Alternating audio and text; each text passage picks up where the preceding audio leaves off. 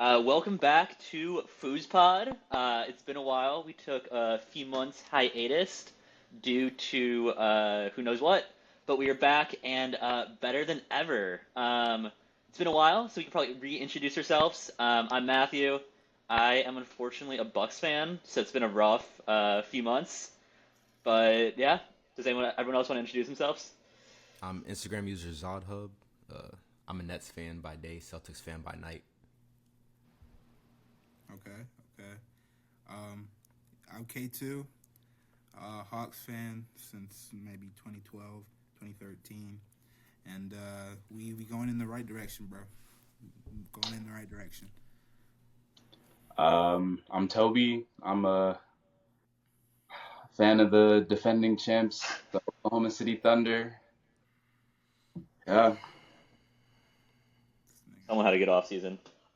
So we're currently in the dead of the NBA offseason. Free agency, draft, all done. But we decided to spice it up with the cool offseason content that we've kind of seen around social media the past few weeks.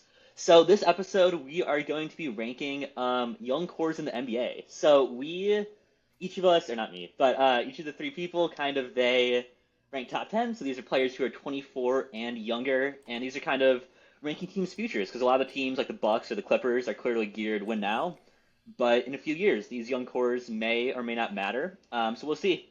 So how about Ziad? You want to start off? What team is your 10th best? You think young core future? Okay, I'm gonna start with my 12 through 10 because these are a little bit where a little gray area. All right, so number 12. This might sound crazy, but number 12 is the Timberwolves, and I know what you're thinking. They have Anthony Edwards, blah blah blah. They have Terrence Shannon. They have Rob Dillingham, but is Rob really that good? Like, what has Rob shown us to show that he's like a valuable young asset? Outside of like McDaniels and Ant, who is about to turn like 25, I'm pretty sure. Like, what is their young core? And I know on social media, a lot of people were like, "Oh, the Wolves have a great young core," but it's really just Ant and McDaniels. So I'm just gonna leave them at 12.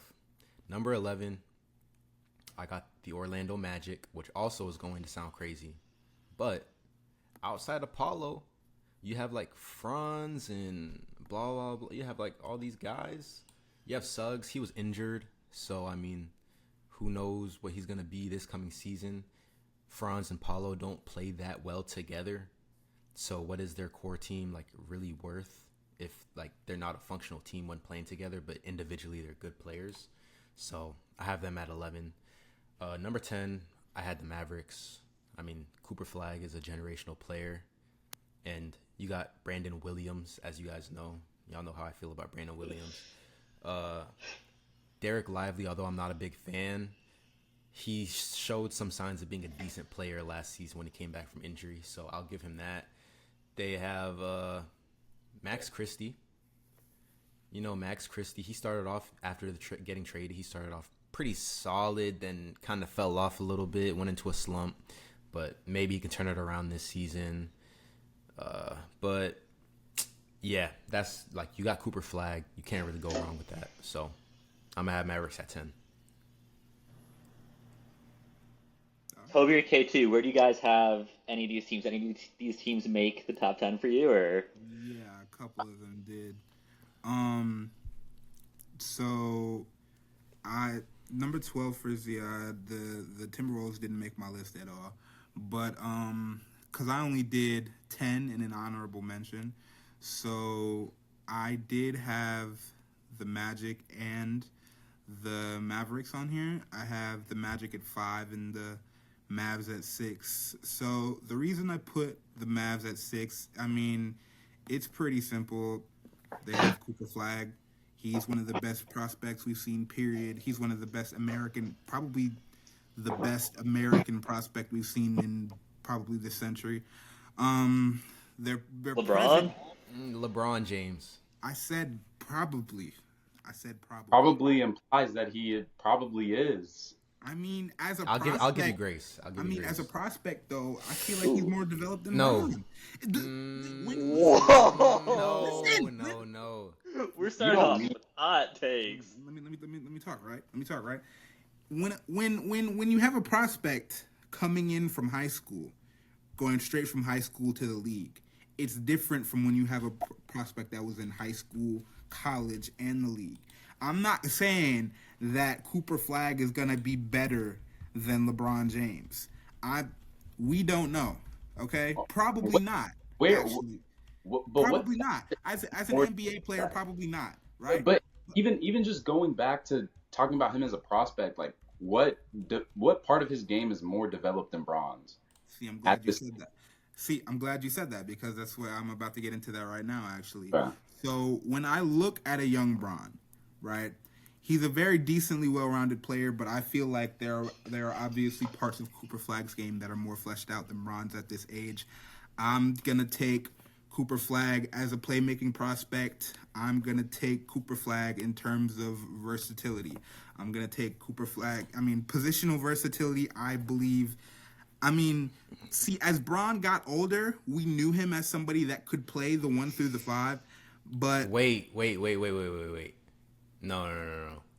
Bron in high school was a 1 through 5 player. They were calling him the chosen one. First of all, okay, no one's. They can call Cooper Flag the main event, whatever they want to call him.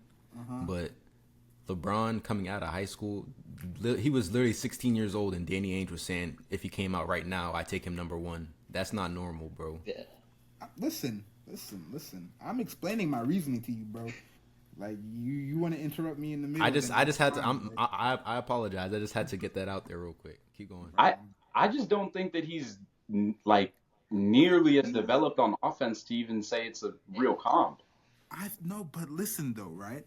I feel like as good as LeBron was as a prospect, see, y'all already got me trying to be like the hot take dude, like Because you dropped the hottest take I've heard. I'm not like okay. Like even if he's not better than Bron, right? In terms of American prospects since the year 2000, he's got to be top 2 or top 3. Yeah. Yeah, he's top 3 for sure. Top 3. That's why I gave you grace. Zion's probably still a better prospect than him too. Ooh. I'd say LeBron, AD, then Cooper. I think KD and Zion were both better prospects. Okay. You gotta remember how we were looking at Zion coming out of college. Like, Was that because he had flashy dunks, or more so because of him as a player? No, it was most not the dominant dunks. player in college Definitely basketball, wasn't like the by dunks. far. It definitely was not the dunks. I'll tell you. It wasn't. That I vividly. What was that? It was the UVA they played against, and he jumped laterally about 5 feet to block a corner 3. Like that highlight alone was everywhere. It was not just the flashy dunks. He was literally dominating his competition every night. Yeah, I guess what I'm saying is more like he was obviously the number 1 overall pick, but I think part of his hype was because of those like flashy plays versus like AD and Cooper were like uber weren't athletic, as but, media sensationalized. But even Cooper Flag coming up, and over the past 2 to 3 years, we've kind of romanticized his athleticism too. Yeah, but there's so many more aspects to his game than just the athleticism. Yeah. Oh, I think this. Yeah. I think, well, but there were a ton of aspects of Zion's game as well. Yeah, that's why. I mean, that's part of the reason why I have Cooper up there with like Bron in them, because like I'm not saying it's bad to have him up there. I'm saying to say he's top 2 might be a bit of a stretch. Is it though? I mean, I think when I see Cooper Flag, I see a very well-rounded player with superstar defensive upside. But at the moment, his offensive game just isn't completely there, especially coming from someone who can handle the ball and get you a bucket. He's not going to do that. His 3-ball this past year was not there. Like, we know fundamentally it looks good, and it probably will end up panning out in the future. But as of right now, from what we can see, the 3-ball's not there. The self-creation isn't there. The playmaking, I see a bit here and there, but I feel like a lot of that was just due to his gravity that he drew at Duke. So I don't really know if I can go out and say, yeah, Cooper Flag is a good playmaker per se. We are going to see the Mavericks go out there and try to put him as the playmaker of the team. So we'll get a good view of what that's going to be like. Okay, so in response to what Toby's saying, when I look at Cooper Flag, when I look at his efficiency, I mean, 59% true shooting, 38.5 from behind the line. I mean, he's one of the when you that kind of shooting value at that size, 6'9", 205. I mean, that's not in every prospect these days. Every 6'9" prospect is not shooting damn near 39% from behind the arc. And when I look at Cooper Flag as a passer and as a playmaker, I really look at him not because people, when they hear the word playmaker, they really like assume small guard, Trey Young, point guard, find the. When I look at Cooper Flag as a playmaker, I look at him as more of a connective playmaker and as a connective passer. And I feel like his value as that kind of playmaker is going to do a lot for the Dallas Mavericks, especially the direction that they're kind of trying to go in. Because when I look at Kyrie Irving, I'm not seeing a Trey Young level playmaker, Darius Garland level playmaker. But when you have a player on your roster that kind of works more as a connective playmaker, works more as like an intermediate passer, it does a lot more for you when you don't necessarily have an elite playmaking guard. So in terms of playmaking, I feel like that part of his game kind of goes unnoticed. And again, 59% true shooting, 48% from the field, 38, almost 39 from behind the line. That's good efficiency for somebody that size. That's like, I mean, we all know that Kevin Durant is not 6'9", but this is kind of getting into like the Kevin Durant area when purely talking about size and efficiency and how they mix together. And when you're that big and you can move like that and you could use your physicality and you could draw open space and you're a connective playmaker and you could get to your spot, get open shots, operate in the mid-range, good rim pressuring forward. When you take all that and you mix it together, I mean, there's really not a lot of systems that Cooper Flag wouldn't thrive in. And I feel like that is why he was the consensus number one pick this year. And he's probably, top 3 American prospect of the century. But anyway, we're kind of getting off track here a little bit. But yes, the Mavericks and the Magic were both on my list. Meanwhile, there were 10 through 12 for Ziad. Dallas's present is more of like a core of Kyrie, Anthony Davis, Cooper Flag, but the future is 100% definitely Flag. I think we can all agree on that. They're trying to find their way back into relevancy following the finals loss in 24 against the Celtics, and then the Luka trade, and then the play-in loss, obviously. When you pair a player like Flag, very young, versatile wing, when you partner him with rotational creators like Max Christie and Jaden Hardy, as well as like hyper-efficient two-way post-creation from Lively, he has the tools. So even when... Wait. Hyper efficient post creation? Hyper efficient, yes. Post creation. That's where you're getting me. The creation. Lively's doing that? I mean, yeah. When is he Lively? I think Lively's just a dunk threat, to be honest. Yeah, he's literally just a dunk threat. Throw it up and get it over the rim. That's literally all he is. Listen, right? You could say the same thing about Clint Capella. The efficiency true. The efficiency. Listen though. The efficiency that you get from Derek Lively, boy, I would kill to get that type of shit from Clint Capella. You hear me? Clint Capella can be standing 3 foot away from the hoop and put up a layup, and the shit will miss. I'm so glad Clint Capella is off my team. You don't understand. When Clint Capella, but are you taking Prime Capella or Derek Lively right now? Prime Capella. See, but Prime Capella, like, we got to think about it, though. Because Derek Lively at his best so far played with 24 Luka, and peak Capella played with peak James Harden. So we really have to take the situation into... When I think about... What do you Wait, what do you mean by we have to take the situation into account as if Luka wasn't some amazing playmaker in 2024? I'm not saying anything about Luca. I didn't Oh, say I'm not, leaning either way yet. I haven't even made an opinion that between the two. But when I think about finishers, when I think about efficiency, I think about the fact that Lively clearly has a better touch around the rim than Capella. Capella's a great player, great finisher, great pick and roll threat, but I feel like with this kind of efficiency from Lively, and he's averaging 8 points and 7 rebounds a game, and 70% from the 70% from the field, 73% for his career.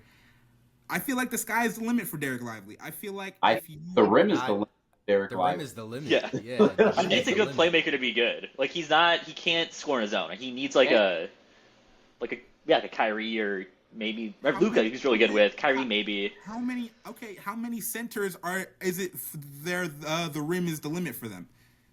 When I'm looking at purely just a pick and roll threat, low post threat, rim threat, finisher, etc., etc. My thing with Derek Lively is the efficiency. It's not that Derek Lively can't produce outside the. I feel like if Derek Lively's developed right, if they do what needs to be done with his usage, take that right, and you mix it with the fact that he's already efficient to this level, 73% for his career. If you develop Derek Lively right, or even if you just put him with the right playmakers, this is where the Cooper flag comes back into conversation. If you can combine him, if you could put him in the right lineups, then who knows what you could get from Derek Lively. Sure, it's just I around the rim playmaker, whatever, right? Around the rim scoring, dunking, whatever, finishing, whatever, right? If that's all you can get from him, fine. But again, like I said, you got some players like Clint Capella who can't finish around the rim at all, have no rim bag at all, no touch, da da da da da da da. Like that is stuff that Lively you. really have that. Like I think what you can get out of Lively if you fully develop him is a prime Clint Capella. Because in my opinion, Clint Capella was never all that good. He was never a very good center. He was just surrounded with James Harden. He had one of the best playmakers ever. He had Chris Paul for a second. They had playmakers set up for Clint Capella to succeed. So then when he moved to Atlanta and all he had was Trey, and it's him and Trey trying to connect, and there's really no offense creation outside of that, then it's like, okay, now we can see Clint Capella's really not all that good. And I feel like we're going to kind of have that tide turn with Derek Lively in the next 2 to 3 years where we start to see, okay, is this guy going to develop? And then we're kind of seeing the same thing we saw out of him in those 2024 playoffs. And it's just a constant cycle of, okay, Derek Lively's going to he's going to get some more touch. We don't know that. We've never seen Derek Lively really have touch around the rim. Going back to high school, like Derek Lively has never been a guy. I would give the ball in the post and say, go make a shot. I would. There's never been a time in his career where he's been able to do that. It's always been here, go up and get the ball and put it in the hoop. Listen, right? I'm not.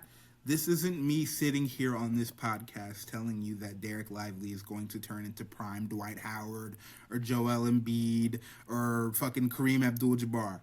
I'm not saying that, right?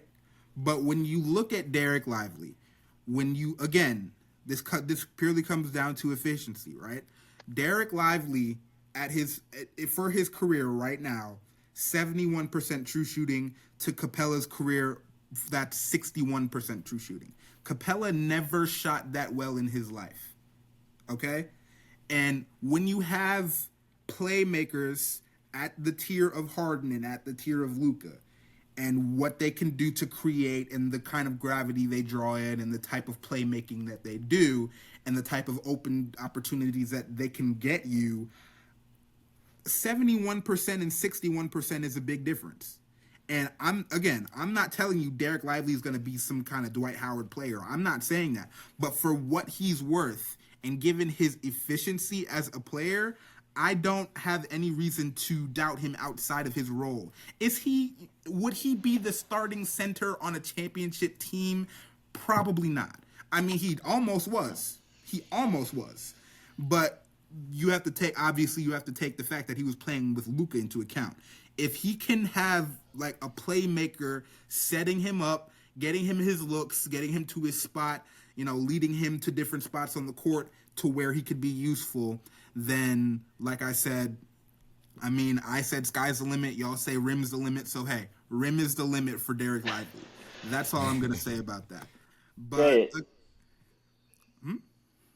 No, sorry, finish your sentence. Okay. We'll move on after this. But yeah, given Lively, Lively, Christie, Jaden Hardy, but the main event obviously is Cooper Flagg, and with Cooper Flagg, I feel like he's kind of a Jason Tatum of sorts, to where you can put him in most lineups and he will be effective, just purely based off malleability. And I feel like when you have a player like that, it kind of makes team building a little easier.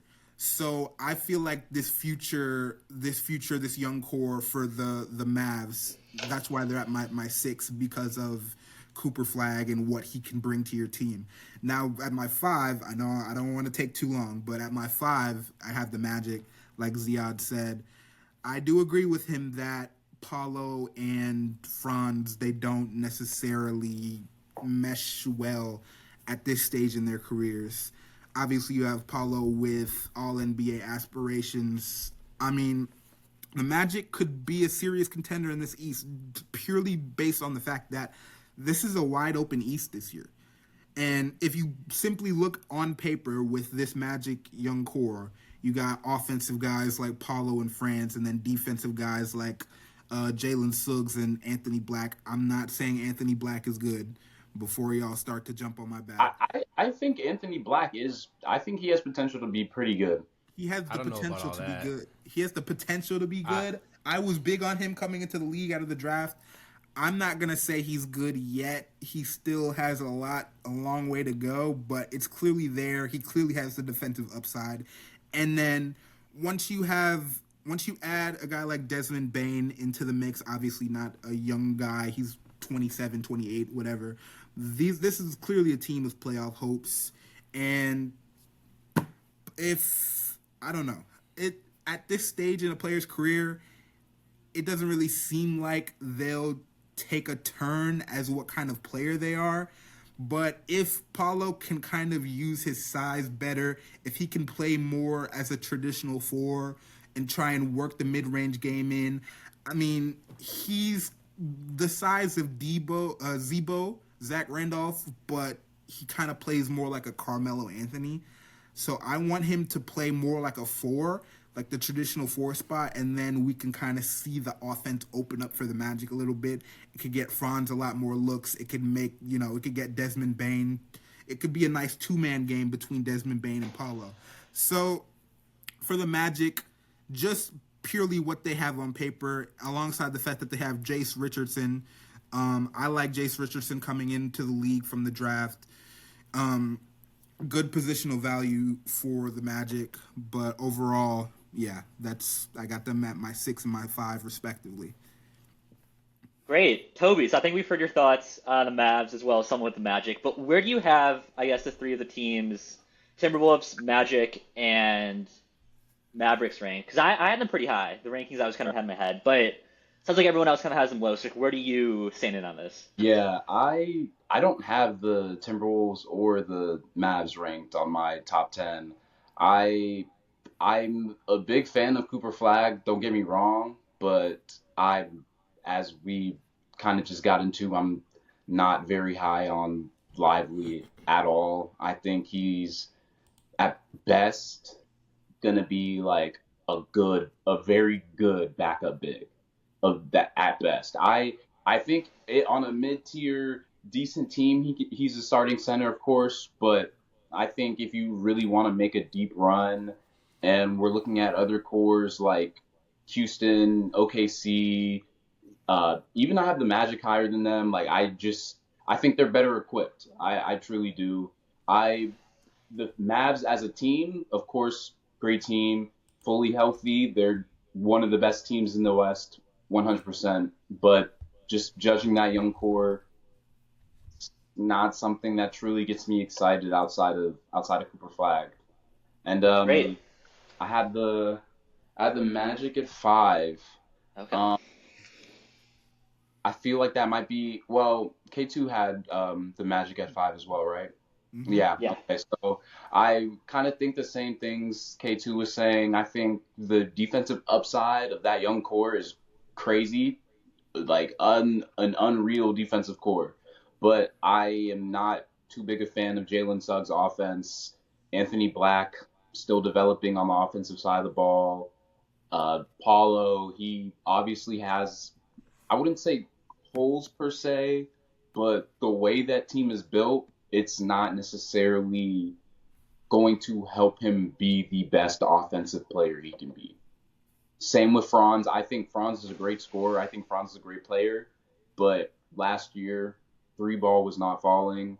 Paulo, even going back to what Ziad was saying, Paulo, when he was hurt, the Magic were winning more games. When Paulo was playing for them, at the beginning of the season, they started off pretty well, and then they went into a huge slump. Paulo got hurt, and then they started winning games, got back into the playoff picture with just Franz. And then Franz is hurt too. And then it's a lot of injuries over there, a lot of not good spacing. I like Jace Richardson. Am I huge on him? No, he's what, 6'1", not a uber athlete, not this Koa Pete type shooter. Like it's not, or Kobe, not Kobe Pete, Kobe Brea, my fault. Not that level shooter.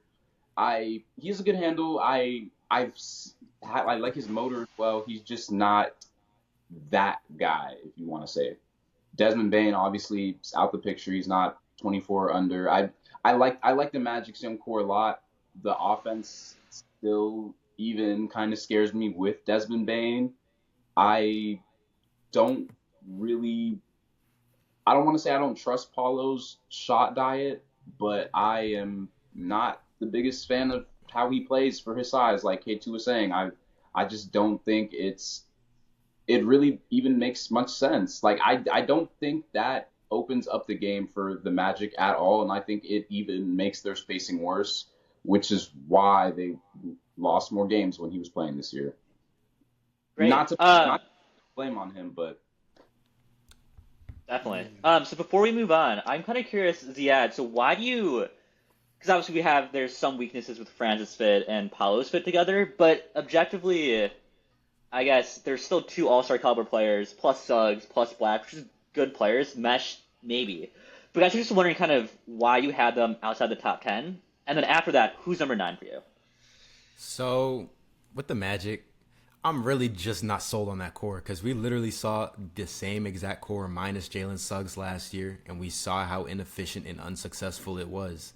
They were what, the 8th seed, maybe 7-6, something like that. They were not a higher seed in the league. 7 seed. And so we beat the Hawks in the play-in or whatever. I forgot who they played, but Franz, he's good when he's not playing with Paulo, like Tobi said. Paulo, he's good when not playing with Franz, but the Magic statistically were better with Franz Wagner on the court and Paulo not on the court. It's just like, what's going to change this year to, really make that team glue? Is Desmond Bain the answer to that? I just don't know. And Anthony Black, I said it for like 1 second.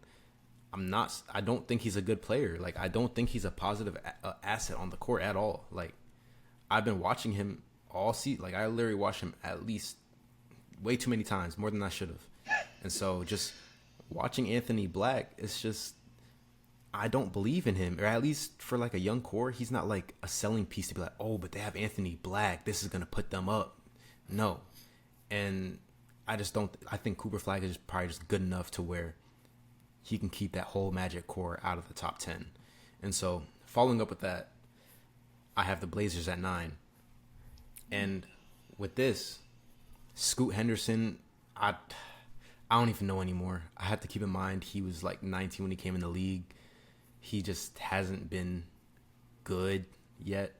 He's shown that he could be a good playmaker, though. He's just been not even a little. He's been inefficient. Donovan Clingan. He was decent last year. He just couldn't stay out of foul trouble. We're going to have to see that improvement from him this year. But when he was on the court, he was really good player, really good player. And I think he has another leap coming into, year 2? Yeah. So, yeah. Shaden Sharp. Now, this is where I'm the most excited. Because I remember seeing somewhere he was, like, in the 10 games he played without Anthony, he was averaging, like, 28, 6, and, like, 5 or something like that. And granted, those games he could have just been shot chucking. He could have, been a little blah, blah. But I'm excited to see Shaden Sharp, without Anthony Simons being the true, like, de facto number 1 scoring option for this young Blazers team.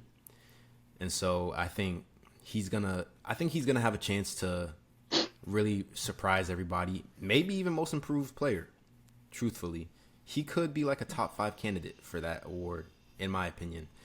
And I know Tamani Kamara, he's like probably 25. I know we said 24, but I just had to sneak him in there. I'm 25. But Denny Avija is 24. I'm still sneaking Tamani in. I'm not gonna lie. Okay. He's still a young player for the team. Really good defensive player. Really defensive, like high defensive motor. And he's not a bad offensive player. Obviously, he's not gonna go out there and create his own shots. But if you need him to shoot, he can. And I'm expecting him to improve next year. You have Hudson Young. He's obviously not going to be good this year. He's a big work in progress. But if you get the value that you're looking to get out of him, you could have something there. You have guys like Chris Murray. I mean, I'm not really expecting much of him, You got Blake Wesley as well from San Antonio. Yeah, from the Spurs. Blake, I'm not really worried about him. He'll be somewhere. But yeah, Denny Avdia, everything else aside that's not on the court, he is a very good basketball player, I must admit. Especially that second half of the season, especially like March through May. He was putting up triple doubles. I'm pretty sure he had a 50-point game, 40-point game, something. It was one of those. And he was a really good player, and we saw that. And that's pretty much why I have the Blazers at 9. I really could put them higher, but I had to, leave it right there. Yeah, I think the Blazers are interesting because they don't have like a true star like the Mavericks or something like the Timberwolves do, but they have a lot of good depth pieces or like secondary guys. Tobi or K2, did the Blazers, did they make your top 10 at all, or if so, where? I have them right at 9, just like Z. I agree with practically every point he made. I'm a big fan of Tumani. Big fan. I love high motor defensive guys who can stretch the floor. I love it. He's not going to be that guy who's going to, take the ball up court, maybe size up a dude. But if you need him to put up the ball on the ground every now and then, maybe some off-ball cuts too. Like I love seeing it. I love seeing it. I'm a huge fan of them. Shaden Sharp is going to be a big star now that Anthony's out the picture. I'm very excited to see them play this year. Denny, that's a guy, but he is good at basketball. He's good. Unfortunately good. So yeah, I have the Blazers at 9 as well. I'm hoping to see them make a playoff push this year. I know the West is very, very tight. I know it's very, very tight, but I can see them making a play-in push. I will say this: last season with DeAndre Ayton, they were like 9-1 in their last 10 when they were all healthy. Then Ayton got injured and Sharp missed some games, Anthony missed some games, but they were making a serious like play at the very least push. So they were at some point in like late March, early mid-April, they were really rolling, like really seriously playing against teams that were stratospheres above them talent-wise, and they were giving them good games even when they weren't winning. So that alone is enough to keep me excited. I'm very, very excited to watch this Blazers team play this coming season. Great. K2, where do you have the Blazers? And it's something that's not been talked about, but I'm curious your thoughts on, are Scoot. Because obviously he came into the league with insane expectations, and he hasn't lived up to them. He's been bad. So I'm wondering, where do you have the Blazers, and then where do you kind of project him to kind of go in terms of this? Right. Well, just like Ziad and Tobi, I have the Blazers at 9 as well. And so when I look at this team overall, when you have the return of Damian Lillard, even though obviously he's going to miss time in 2026, and then you have the addition of Drew Holiday as well, I'm looking at it as sort of like, okay, now these young guys have their vets, and so when I see that, what I want to come with that is development, and I feel like if they can develop Sharp and Henderson right, but mostly going to Henderson just given that he's kind of been more inefficient. These are two very athletic guys, decent rim pressures, etc., etc. This is clearly a team that's built around kind of this defensive youth movement with Toumani Camara, obviously. Clingan is a defensive beast. A lot of people, it kind of goes under the rug a little bit because obviously a lot of people don't pay attention to the Trailblazers given that they're ass. But Clingan is a great defensive big, and I feel like kind of more of a two-man defensive game with him and maybe Kamara and maybe with even add Drew Holiday to the mix, and you could have like a decent defensive lineup there. When I see Clingan making these strides defensively, it kind of does make me wonder about the Hansen Young pick, but not really too much. When you're in a position to draft Chinese Jokic, I feel like you have to take it. But I feel like if you make the right lineups around those two, you could kind of have a Twin Towers thing going. You could have maybe Young playing more like outside the paint because he's decent in the mid-range as a creator, as a playmaker like Jokic is. And so he has great feel, he has a great touch, and you don't necessarily need Young and Clingan to be doing the same thing on the court at the same time in order for them to be effective. But all this to say, obviously you have big genocide, free the people of Palestine, fuck Netanyahu, etc. When you have these players on the court, and obviously Dame coming back, Drew's now in the mix. Everybody's getting older. Everybody's getting more ball reps. Everybody's getting more development. This team on paper looks very great in terms of what they could do, and so I feel as if Scoot has the tools to be effective. It really just comes down to how his minutes are played. Like if he could win his minutes, if he could kind of use that athleticism. I mean, at this stage in your career, are you really going to be improving that much as a shooter? But needless to say, you could coming off his second year. He's like 20. Yeah. I know. But like that's kind of what I was getting to a little bit. You could still see an efficiency leap from Henderson in terms of like shooting, even just getting to his spots, not even necessarily outside the 3-point line.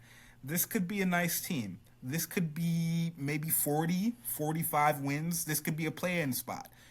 I feel like 2026 is more of a feel-out year for them to see exactly where these players are and how they could kind of, coming off an Achilles injury, I'm not going to say Dame is going to be the same player because he probably won't be, and given his age, it's probably clips for him at that level.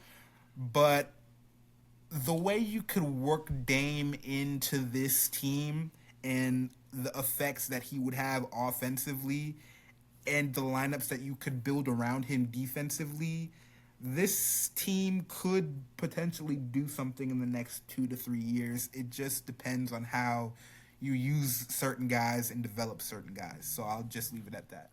Great. So I think we're all in agreement for number 9 for the Trailblazers. Ziad, who do you have at 8? Let's see if this agreement continues. All right, number 8. It might be a little divisive here. Oh no! Well, not really. Terrible. Not really. No, if you got to preface it, it's gonna be rough. Number 8 is the Pistons, and that might not be that crazy, but they have Asar, but we got to see what we get out of him in his next year.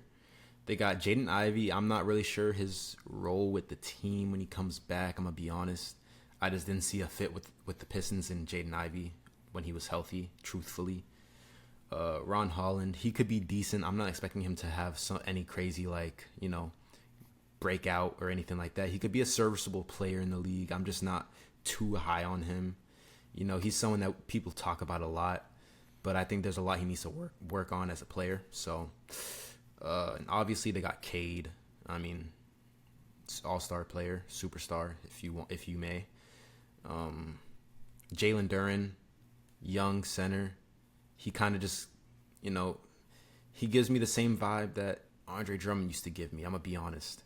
And it's not that he's the same player, not that he's as empty as Andre Drummond, but I just get that feeling from him as a player, and I can't put my finger on it. Whether it be his defensive ability, which is not bad, he's a decent defender to me. Slightly goes unnoticed that he's not the best. He could improve defensively.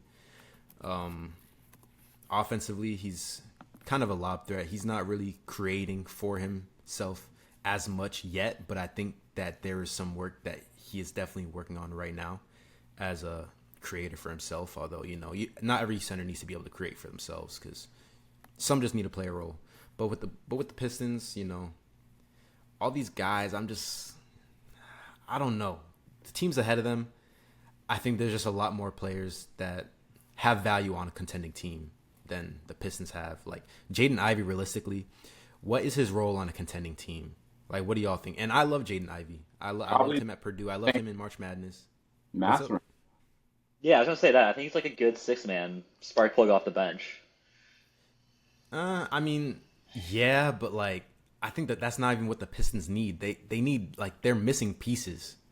Like the Pistons, he could play six-man for them, but I'm pretty sure he was starting some games for them last year.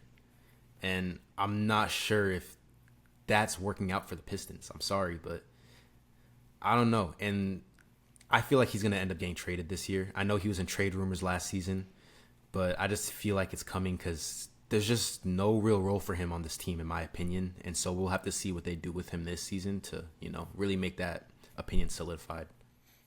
Great. So Tobi, I saw you had a crazy reaction when Ziad said the Pistons. Let's explain that reaction. I have the Pistons a lot higher, to be honest. I have them at Okay. I have them at 3. Really? Yeah. Damn. I'm not mad at that. I really like Cade. He's not the playmaker I would like him to be, but I feel like we've seen a lot of good scoring point guards, especially point guards who kind of tend to have their way on offense. We've seen them develop into good playmakers, especially when they have guys they can dump the ball off to. If I think he can come what of a 1-2 tandem with Jalen Duren and him in the paint, then I think that really opens up things. I'm like Ziad said, I don't really see the role for Jaden Ivey, though I like him as a player. I don't see the role for him in Detroit, but I think he can still bring you value. I like Isaiah Stewart on the defensive side of the ball, just as a guy down low, a bruiser. That's a good piece to have. Even as a Thunder fan, when Isaiah Stewart was in trade talks, I was hoping that the Thunder would go after a guy like him before we acquired Hartenstein. So I like some of these guys a lot. I think even seeing them last season and seeing the push they made, not expecting them to be that good, I think there's definitely a lot of room for development. Ron Holland, though Z said that he doesn't really see it from him, I was watching a few Summer League games, and I feel like exactly what you expected Ron Holland to go work on after that last rookie year is what it seemed he was working on. The on-ball scoring was there. The stretching the floor was there. I saw things from Ron Holland over the Summer League, though it's Summer League. So I'm not going to get too hyped, but I saw some things from Ron Holland over Summer League that I'm like, okay, I like where this is going. I've always been particularly high on him too, so I trust in that. I really do. And Cade is Cade, of course. So yeah. I Yeah, I like we said even before the playoffs started, I had them surprising everybody and beating the Knicks. And I think That's true. I wasn't the only one here who, or I Oh, don't there's know. there was a lot of you guys who Yeah. said Yeah, that. there was a lot. So I was surprised. I'm not gonna lie. yeah, I really won't. I wouldn't be surprised if they made like a second round, maybe conference finals push with the East being so wide open this year. So I think it really just depends on that Cade leap, and yeah, and everything else will probably just fall into place with that. If we can get a Cade playmaking leap, that is by far one of the best young cores in the league, no doubt. Interesting. Yeah. So I was a bit surprised by where you guys had them. I think even 9 was a bit surprising for me. Because while I think Cade's an amazing player, who elevates the game around him, I don't think the other guys are kind of like they're promising they flash potential, but I don't think they're any guaranteed guys, especially compared to some of the other people who might be behind them for you guys in the rankings. So K2, where do you got the Pistons? The Pistons. Yeah, so I have them at 7 on mine. Okay. Following, obviously the first round exit against the Knicks, on the back of a Cade Cunningham All NBA campaign, first of many, I would assume. Obviously, great player, Cade. We don't really have to get too deep into that to understand, why there's so much faith in the Pistons. Cade is clearly a great player and one of the best guards in the East, clearly. When I look at the core that's around him, though, it's very. I see these things that are very interesting. I mean, in terms of just purely the production that I'm looking at. When I look at a guy like Jaden Ivey, his production, I like his production, but what I'm really noticing from him is I feel like he is going to end up being better. I feel as if he has the potential to become a perennial 20-point per game scorer as kind of the secondary scorer, secondary offensive guy, because this team's defensive identity is fine. I I don't have a problem with this team in terms of defense, but it's clear they're lacking another offensive guy.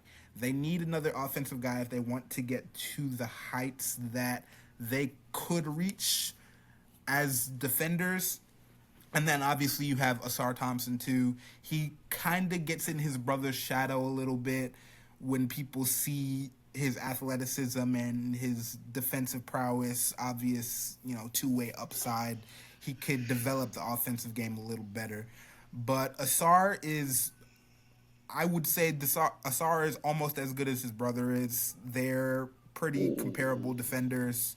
Again, both of them could work on their offense a little bit. And you got guys like Jalen Duren, too. When I look at Jalen Duren, I feel like this should be the goal for a lot of younger centers, so to speak, where like they're not effective from outside the 3-point line. I know that's the big thing nowadays. Your center needs to be able to shoot, but when you look at Jalen Duren and players similar to Jalen Duren, I feel like this should be kind of the outline for players like him. Great rebounder, great roll man, good connector, rim protector, etc., etc. One of the best scorers at the rim. I don't think anybody here would deny that. Rim defense, very high portability, etc., etc. And so Jalen Duren, I feel like Jalen Duren has the potential to maybe be the center of a championship team if utilized right and if he gets to the peak of this kind of player archetype that he is. And so I would love to see the development for a lot of these guys. Obviously, Ron Holland, I don't really see it with him either. I mean, he could be good, but at the same time, he's not giving me a lot to work off right now. And then you got enforcer types like Isaiah Stewart, who's still only 24. So, in turn, I would say the Pistons, they have a good outlook. I feel like they just need to keep developing and just keep making the right moves to surround Cade with winning players. But that's why they're at my 7. So yeah.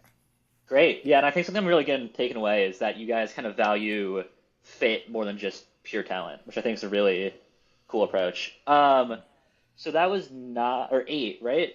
For you, Yep. Ziad? All right, let's go Yep. 7. Who do you get at 7? All right, number 7, I got the Hornets, and let me tell you why. Okay, LaMelo Ball has played the same amount of games as all of us combined in the last 2 seasons. He has not been available, and when he has been available, like, yeah, he's a good player. He's a flashy player. It's fun to watch him, but what is his and I know the Hornets are not a good team. I know there's not a good team built around him. I know Miles Bridges, Nick Richards, all those guys they had, Mark Williams, all unavailable. I know all that, okay? But what impact have we really been seeing LaMelo Ball have on the Hornets in winning? Although they're not known for winning. It's the Hornets. You know, what have we really seen from LaMelo to suggest, you know, this is the direction the Hornets should go in? You know, they got Brandon Miller. Obviously, he got injured as well. They have Khan. I really think he'll be a really, really great shooter in this league. I'm not really sure what his ceiling will be or how great of a player he could be, but I do see that, you know, 3-and-D aspect of him going to be something that, you know, the Hornets could really benefit off of. They have Liam McNeely, who I thought would have gone higher in the draft, just based off of what I saw, but I don't know if he's going to be a good NBA player, you know. There's definitely some things that he does really well. He's a really good shooter, well, for college. We don't know what he's going to be in the NBA, though. But, like, Trey Mann, we know about Trey Mann. He's not that good. Nick Smith, I was a big Nick Smith truther last year, but he was just inefficient, and then when he got his chances to start, he just bottled every last one. He wasn't really that good. They have the dude from Creighton, Kalkbrenner. Decent player. I mean, obviously rookie, or I think so, yeah. Yeah. We don't know if he's going to be a good NBA player. Probably not, but, you know, there's something there. But, you know, I'm sitting here thinking I should have had them lower than I had the Blazers. Like, they should have been my number 9, but it's too late for that, so. K2, I saw you had a bit of a weird reaction. Yeah. So, based on obviously what Ziad said, I actually have the Hornets at 2. Hoo-hoo. 2? Ooh. Hornets at 2. What Hornets? The Yeah, Hornets like the of Charlotte. Guangdong Hornets? Holy shit. The Charlotte Hornets, you got them at 2. Yes, I have them at 2. Now, okay. It's Hang not on. hard. I'm sorry. It- Before you start speaking, if you say anything good about Tejan Salone, I'm gonna leave this podcast. Yeah, I promise. I'm not gonna lie. I'm looking at my notes right here. I have key players under every team.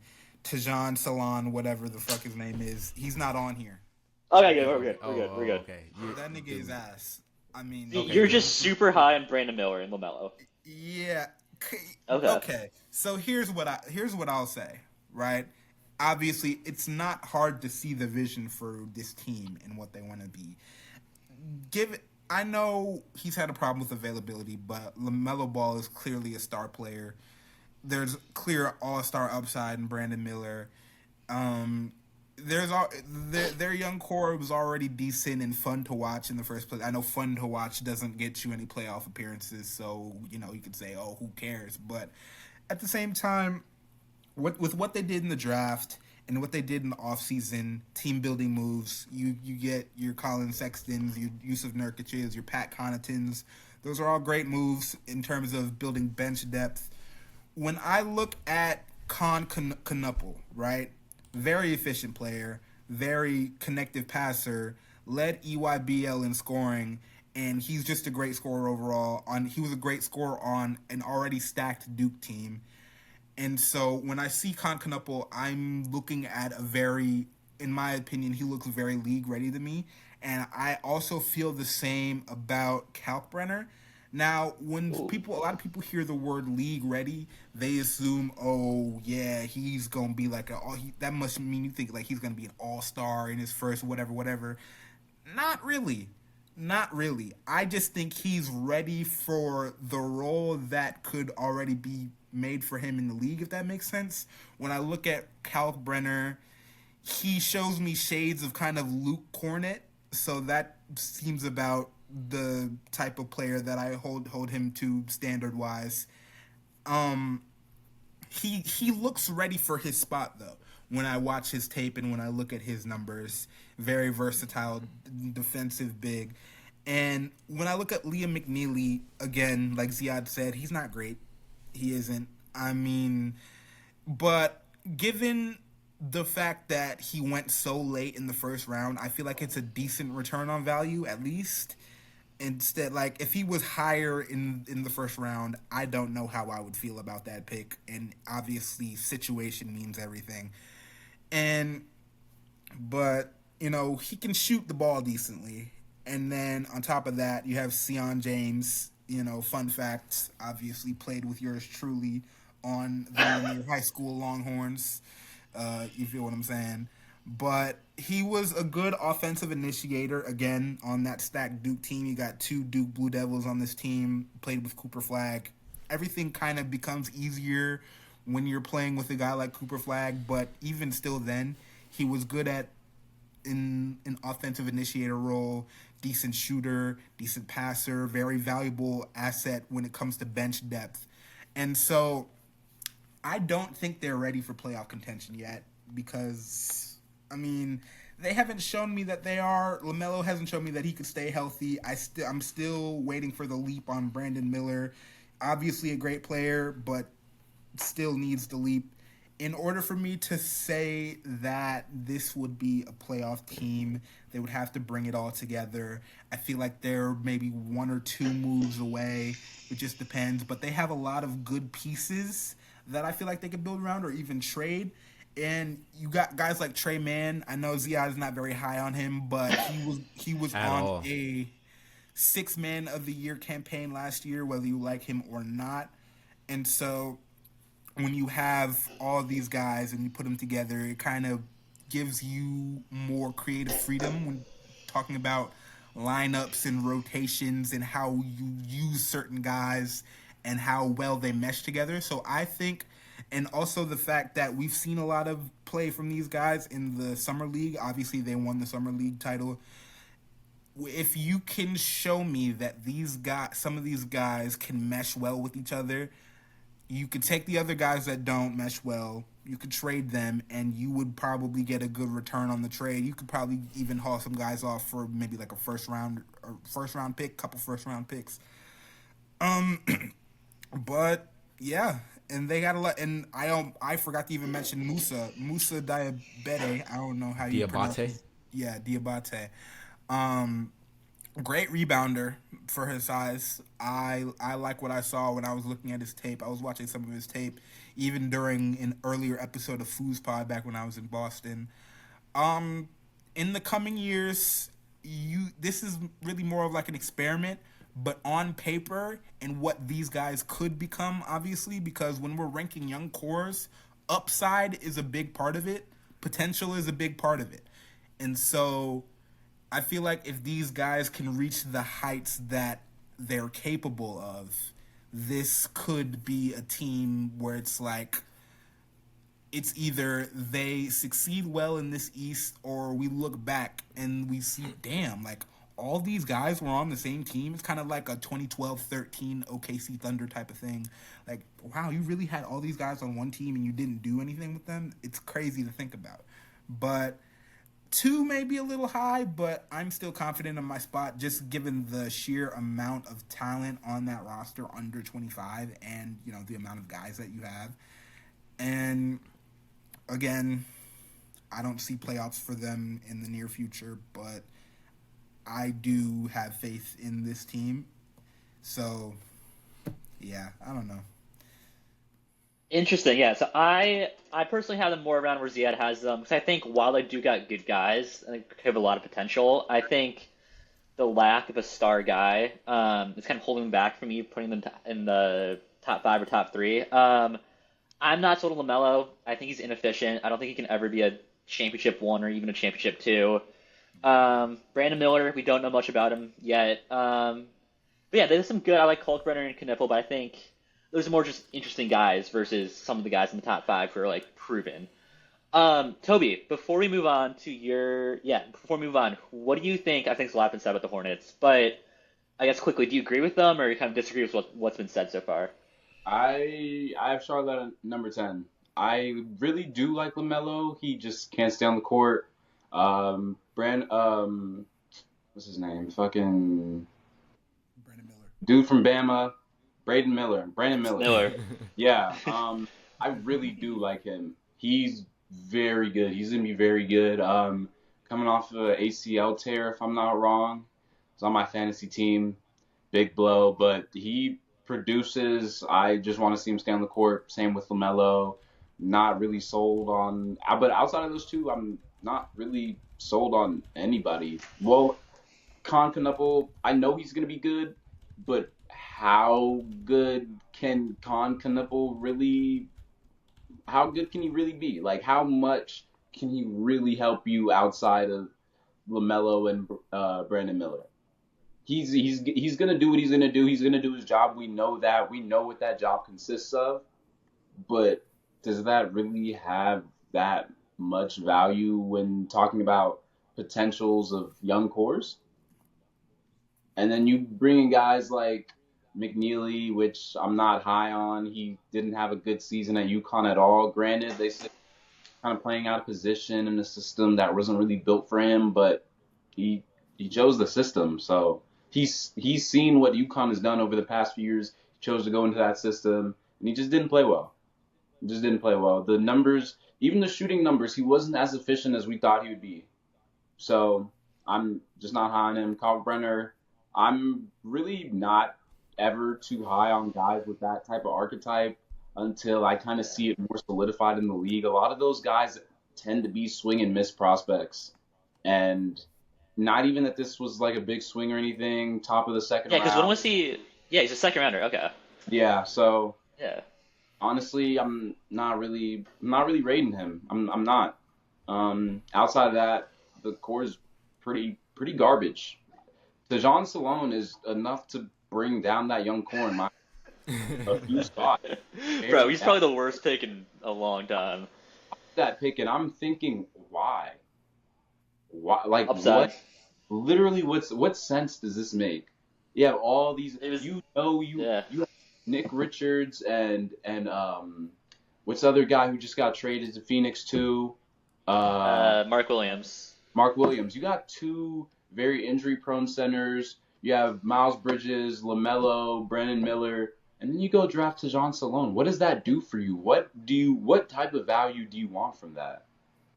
Why not go get the Donovan Clean that's still on the board? Why not do that? I don't understand some of these choices by the Hornets front office. I'm ultimately that, along with the injury concerns, along with players just outright not being good, they're pretty low on my list. Granted, LaMelo Ball, I like LaMelo. I'm a fan of LaMelo. If I can see, I honestly think the whole efficiency thing surrounding LaMelo has more to do with how free flowing the Hornets tend to play. It's not. It doesn't seem very structured. I know they brought in that new coach, I think at the beginning of last season, so we kind of started to see tides turn a bit, but then we see LaMelo get hurt, and then they're just dealing with injuries all year, and it's like, okay, but not fully sold. Still a good young core. They got two guys who I'm really fond of, so just leave it at that. All right, Foospod. This is Matthew from the future. Unfortunately, we realized halfway through that we are too big of yappers, and if we record this episode in entirety, it'd be over 2 hours. So as a result, this episode is being cut in half. So if you want to listen to 6231, make sure to listen in to the next episode on Wednesday. Otherwise, have a great day. Make sure to like and subscribe.